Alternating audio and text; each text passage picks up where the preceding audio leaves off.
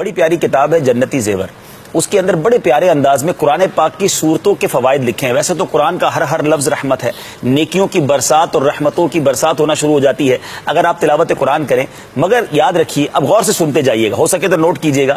سورہ فاتحہ 100 مرتبہ پڑھ کر جو دعا مانگی جائے قبول ہوتی ہے. سورہ بقرہ سورہ فاتحہ کے بعد آئی. سورہ بقرہ کی تلاوت سے شیطان گھر سے بھاگ جاتا ہے. آیت الکرسی پڑھنے سے محتاجی دور ہوتی ہے. سورۃ الکہف کو ہمیشہ پڑھنے والا دجال کے فتنوں سے محفوظ رہے گا. والدین کی قبر پر ہر جمعہ سورہ یاسین کی تلاوت کرنے سے اس کے حروف کی تعداد کے برابر ان کے گناہ بخش دیے جاتے ہیں. والدین کی یہ گناہ بخش دیے جائیں گے جتنے یاسین شریف کے حروف ہیں. سورہ الدخان پڑھنے سے مشکل دور ہوتی ہے. اور جو قریب المرگ ہو, یعنی آخری وقت کسی کا چل رہا ہو, سورہ الجاثیہ کا دم کرنے سے اس کا خاتمہ بالخیر ہو. اچھا, سورہ حجرات کا پڑھنا اور دم کر کے پینا, سورہ حجرات کا پڑھنا اور دم کر کے پینا گھر میں خیر و برکت کے لیے مفید ہے.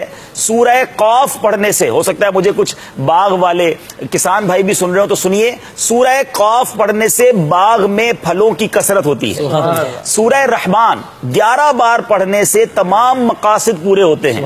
سورہ واقعہ جو شخص روزانہ پڑھے گا اس کو کبھی فاقہ نہ ہوگا. سورہ ملک کو ہر رات میں پڑھنے والا عذاب قبر سے محفوظ رہے گا.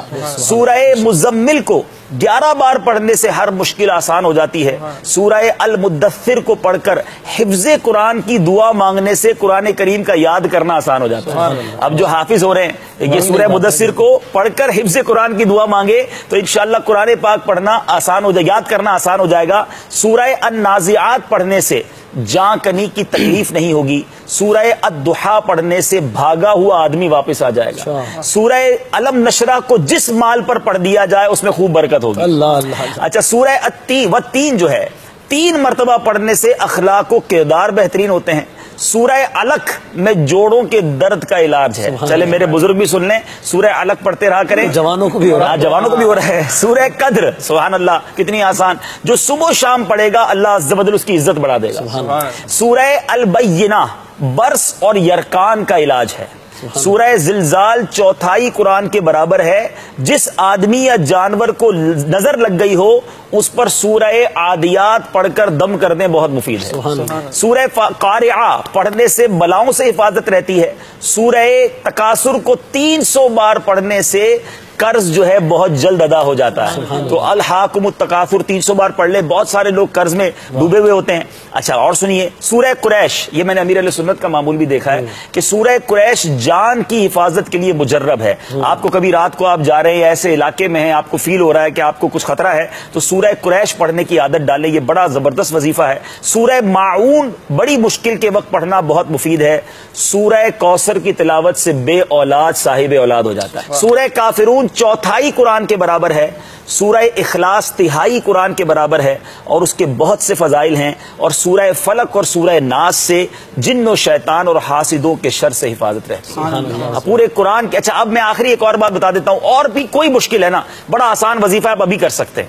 وہ کیا ہے کہ پہلے قرآن پاک کے 14, یاد رکھیں فقہ حنفی کے مطابق ہمارے حنفی فقہ میں 14 آیات سجدہ ہے. تو آیات سجدہ 14 کی 14 ایک ہی مجلس میں اگر کوئی پڑھے اور پھر 14 سجدے کرے اور جو اللہ سے دعا مانگے جس مشکل میں ہے, اللہ کے کرم سے وہ دعا جو ہے قبول ہوتی ہے اور مشکل دور ہو جاتی ہے.